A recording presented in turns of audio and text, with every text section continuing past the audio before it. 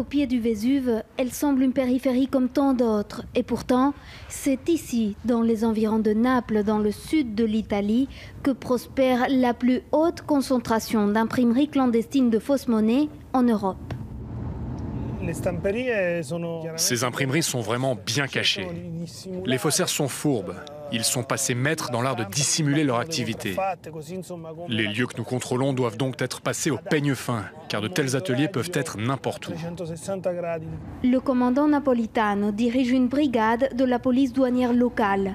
Toute la zone est asphyxiée par la Camorra, la mafia napolitaine. La Camorra peut facilement débourser de l'argent pour acheter les machines industrielles nécessaires à cette activité et, ce faisant, réinvestir l'argent sale. Leur dernière saisie a été faite ici, dans un de ces cabanons industriels. Baissez la caméra, s'il vous plaît. Ici, la discrétion est de mise pour ne pas alerter les entreprises voisines. À l'intérieur, nous trouvons une véritable caverne d'Ali Baba de l'imprimerie clandestine. Plus de 200 000 € en investissement pour ces machines qui permettent la reproduction à l'identique des billets. Tout d'abord, ils impriment ce film plastique, cette pellicule.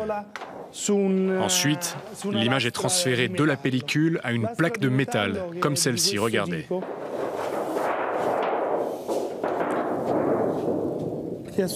Cette plaque vient alors s'insérer dans cette autre machine.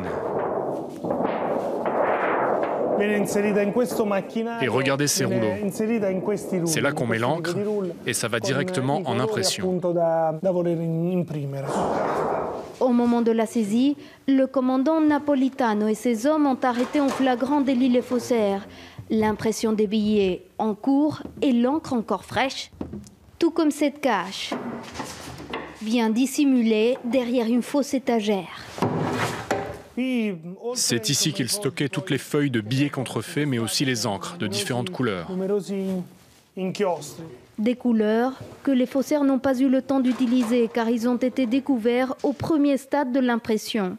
On l'appelle le filigrane, ce motif invisible à l'œil nu imprimé sur toutes les coupures. Et déjà, à ce point, la qualité de la falsification surprend.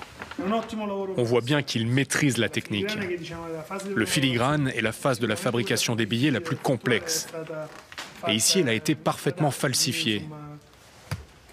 Elle tromperait même les yeux d'un expert. Plus d'1 million de faux billets en filigrane ont ainsi été saisis lors de cette opération, pour une valeur nominale qui dépasse les 50 millions d'euros. Sur chacune de ces feuilles, 48 billets de 50 € ont été imprimés. Donc chaque feuille aurait eu une valeur hypothétique de 2400 €. Il s'agit là d'une des saisies les plus importantes de ces dernières années en Italie et dans le monde. Depuis janvier, les autorités italiennes ont saisi plus de 100 millions d'euros contrefaits dans cette zone. C'est du jamais vu. Pour comprendre les structures de ces réseaux de faussaires, nous nous rendons à Naples. Le procureur Giovanni Colangelo dirige les enquêtes pour démanteler les filières de production et distribution de monnaie contrefaite. Les enquêtes ne sont pas forcément faciles car les secteurs d'activité sont bien compartimentés. Il y a ceux qui financent et organisent l'activité de production de faux billets. Puis il y a les techniciens qui s'occupent matériellement de la duplication des billets. Enfin, quand les billets sont prêts, il y a ceux qui s'occupent de leur stockage. Et à partir de là, les faux billets sont destinés à inonder le marché. Une partie est écoulée dans les commerces locaux. Ici, nombreux sont ceux qui ont été victimes de cette industrie illégale. Quand je reçois un faux billet, je ne fais pas d'histoire. Je dis simplement que je n'ai plus de monnaie et donc je ne peux pas le prendre. Je les regarde, je les touche, mais malheureusement, je n'ai pas de machine pour les contrôler. Il faut vraiment faire attention car il m'est arrivé une fois de recevoir un faux billet de 20 €. Depuis l'introduction de l'euro, plus de 5 millions de billets contrefaits ont été saisis. Mais pour certains experts, il ne s'agit là que de la pointe de l'iceberg.